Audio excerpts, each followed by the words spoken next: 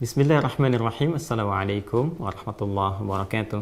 Alhamdulillah wassalatu wassalamu ala Rasulillah wa ala alihi wa sahbihi wa man walah wa ba'd. Saudara-saudariku, berjumpa kembali dalam pelajaran praktek sunnah Nabawi sallallahu alaihi wasallam. Sekarang kita akan memasuki tutorial bangun dari tidur. Untuk itu, kita akan coba melacak bagaimana Nabi SAW menunjukkan kepada kita tata cara bangun dari tidur, sehingga dengan mengikuti tuntunan itu, kegiatan kita bangun dari tidur mendapatkan penilaian ibadah di sisi Allah Subhanahu wa Ta'ala. Baiklah, untuk bisa memberikan gambaran lebih rinci akan praktek yang akan coba kita pelajari bersama, referensi pertama kita akan hadirkan melalui kitab Sunan Abu Daud. Ini kitabnya ya. Sunan Abu Daud di nomor hadis 1367 ini ya. Nomor hadis 1367. Jika kitabnya sama dengan kami, ini nanti ada di halaman 187. Kitabnya ini cetakan dari Darul Alamiyah ya. Jadi kalau nanti sama kitabnya dari cetakan Darul Alamiyah li Nashri wa Tauzi' ada di halaman 187. Tapi kalaupun berbeda cetakan bisa dilihat di nomor yang insya Allah ini akan lebih mudah ditemukan, yaitu nomor hadis 1367. Baik, mari kita simak terlebih dahulu seperti apa gambaran di hadisnya. Kemudian nanti kita akan coba tampilkan juga di kitab yang lain yang memberikan kelengkapan pada pelajaran kita di tutorial kali ini.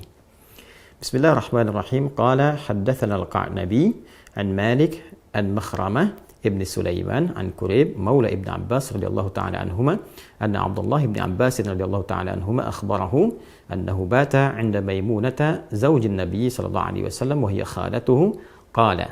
Baik, saya terjemahkan sebentar.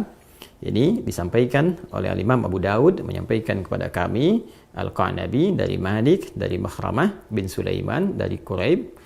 Ini adalah asisten dari Ibnu Abbas radhiyallahu taala anhuma, menyampaikan bahwa Ibnu Abbas radhiyallahu taala anhuma pernah menyampaikan kepada Quraib, asisten beliau, bahwa satu waktu beliau pernah menginap ya di rumah bibinya Sayyidah Maimunah, istri Nabi sallallahu alaihi wasallam, ibunda kita semua, ummul mukminin, wa hiya khalatuhu, sedangkan Sayyidah Maimunah itu bibi beliau.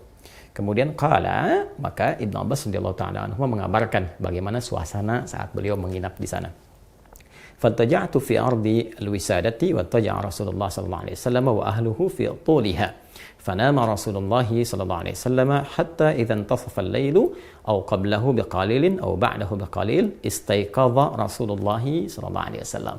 Nah, titik ini yang paling penting untuk kita bahas. Kata beliau, aku tidur di sisi satu bantal, sedangkan Nabi dan keluarganya di sisi bantal yang lain, sampai kemudian ketika waktu menunjukkan pertengahan malam, atau lebih sedikit, kurang lebih kata beliau pertengahan malam, ya qablahu wa ba'dahu biqalil, kurang lebih pertengahan malam, maka Nabi sallallahu alaihi wasallam bangun dari tidur beliau. Nah, ini menunjukkan bagaimana rutinitas kehidupan Nabi Sallallahu Alaihi Wasallam yang bangun di pertengahan malam. Nanti satu waktu kita akan bahas tentang bagaimana kebiasaan Nabi memanfaatkan waktu malamnya di sisi yang lain. Saat ini kita akan bahas tentang cara bangunnya dulu. Karena itu kita fokus bagaimana Rasulullah Sallallahu Alaihi Wasallam bangun dalam tidurnya. Setelah beliau tidur seperti apa bangunnya. Baik, mari kita lihat. 1. Fajalasa yamsahun nauma an wajhihi biyadihi. Yang pertama, beliau duduk terlebih dahulu, nanti kita praktekkan. Kemudian setelah itu, beliau menghilangkan bekas ngantuknya dengan bagian dari tangannya. Baik, jadi 1, duduk terlebih dahulu, kemudian menghilangkan bekas ngantuk dengan bagian dari tangannya. Setelah itu, thumma qara'al ashral ayati al-khawatima min surati Ali Imran. Kemudian beliau melanjutkan dengan membaca 10 ayat penutup di surah Ali Imran. Kemudian setelah itu, thumma qama ila syandin mu'allaqah, lalu beliau pergi, ya bangkit dan pergi ke satu tempat tertutup. Di sini yang dimaksudkan seperti toilet ya atau kamar mandi. Fatawadda'a minha fa ahsana wudu'ahu thumma qama yusalli. Baik, kemudian setelah itu beliau berwudu, menyempurnakan wudunya dan bersiap menunaikan sholat malam. Saya coba cukupkan dulu sampai redaksi ini karena selanjutnya terkait dengan sifat sholat malamnya Nabi Sallallahu Alaihi Wasallam. Ini terkait dulu dengan tata cara bangun tidurnya Nabi Sallallahu Alaihi Wasallam. Jadi yang pertama, kalau kita tutup dari kitab yang pertama di Sunan Abu Daud, nomor hadis 1367, maka saat bangun dari tidur yang dilakukan oleh Rasulullah Sallallahu Alaihi Wasallam pertama duduk terlebih dahulu. Ya, jadi kalau kita praktekkan misalnya teman-teman sekalian. Ini saya pindahkan dulu kitabnya karena ini nanti hal juga yang melengkapi dari pembahasan kita. Bismillah. Ini saya mudahkan dulu ya. Nah ini kalau kita misalnya ambil posisi tidurnya seperti ini. Nah ya. Nah, kemudian setelah itu bangun. Nah, tentunya ini boleh jadi ketiduran ya. Peci dengan kacamata. Tapi di luar yang normal kan peci kacamata itu terlepas ya. Jadi kalau kita bangun, misalnya seperti ini. Kemudian bangun dari tidur, maka sunnah nabinya. Nah ini duduk terlebih dahulu. Ya duduk dulu. Nah menenangkan diri dulu. Ya jadi duduk ini bisa mengondisikan keadaan kita tenang terlebih dahulu. Aliran darah berlangsung dengan baik. Kemudian juga ya perasaan yang mungkin juga agak sempoyongan, belum stabil, ya kan? Kita stabilkan terlebih dahulu. Nah, jadi tidak dianjurkan bangun langsung berdiri atau bahkan ke kamar mandi atau tergesa-gesa, tidak. Kita mengambil keseimbangan diri dulu, biarkan darah mengalir dengan nyaman, nafas teratur, duduk terlebih dahulu. Ya kan? Nah, lantas setelah itu, maka Nabi menuntunkan supaya menghilangkan bekas ngantuk dulu, ya, dengan bagian tangan dari itu. Masaha biadihi min athari naumihi. Jadi kita menghilangkan bekas ngantuknya dengan bagian tangan yang diduga bersih, gitu ya. Nah, jadi nanti ada di hadis lain bahwa saat bangun tidur nanti saat bersamaan kita akan wudhu, kita dianjurkan untuk cuci tangan terlebih dahulu, ya kan? Karena tidak menduga di bagian mana tangan ini bisa menyentuh hal-hal yang mungkin kotor. Tapi kita bisa menilai dan menduga dengan kuat di bagian tangan mana yang sekiranya bersih untuk kita gunakan untuk menghilangkan bekas ngantuk. Misal seperti ini, gitu kan? Nah, atau kalau kita duga baik, bersih, kita gunakan seperti ini juga. Nah, apa tujuannya? Pertama untuk membangun kesadaran terlebih dahulu.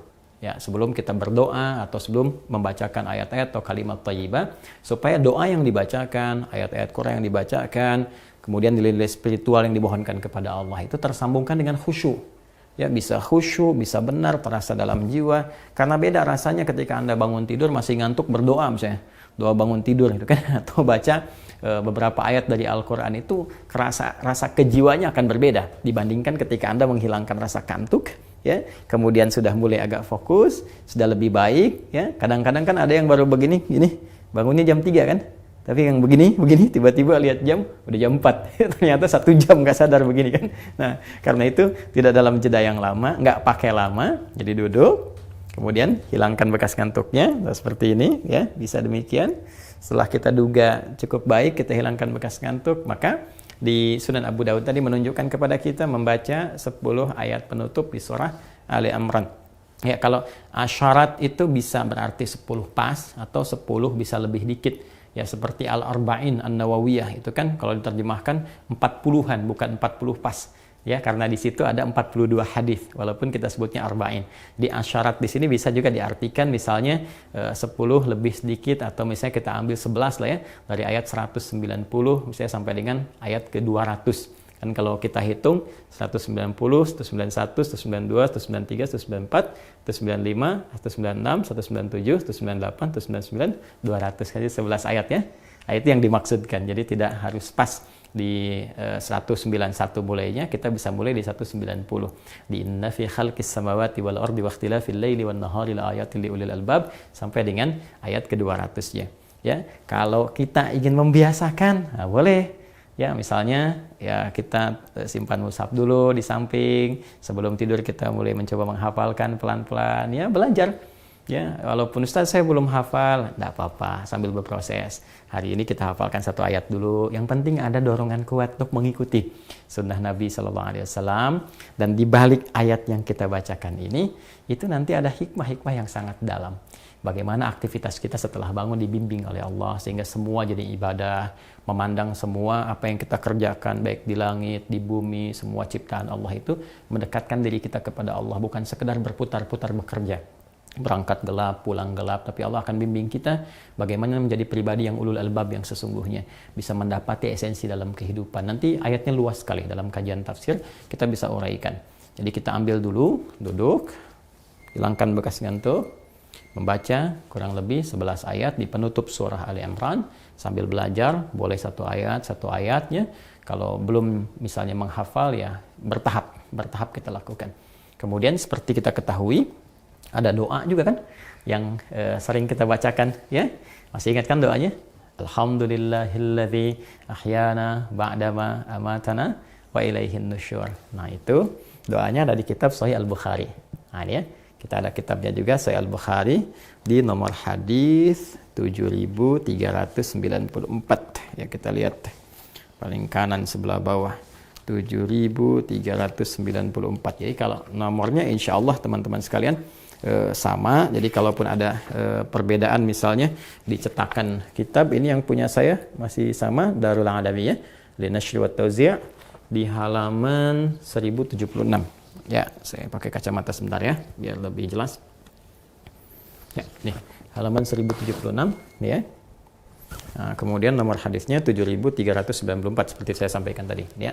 Nah, saya bacakan qala haddatsana Muslim haddatsana Syu'bah an Abdul Malik an Rib'i an Hudzaifah radhiyallahu ta'ala anhu qala kana an-nabiy sallallahu alaihi wasallam idza awa ila firashihi qala Allahumma bismika ahya wa amut wa idza asbah qala alhamdulillahilladzi ahyana ba'dama amatana wa ilaihin nusyur.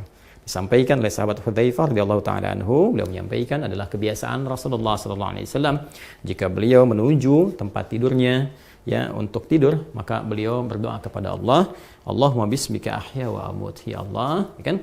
Aku dengan menyebut namamu aku menyerahkan sepenuhnya kepadamu untuk aku hidup dan juga bila pun aku wafat kembali kepadamu.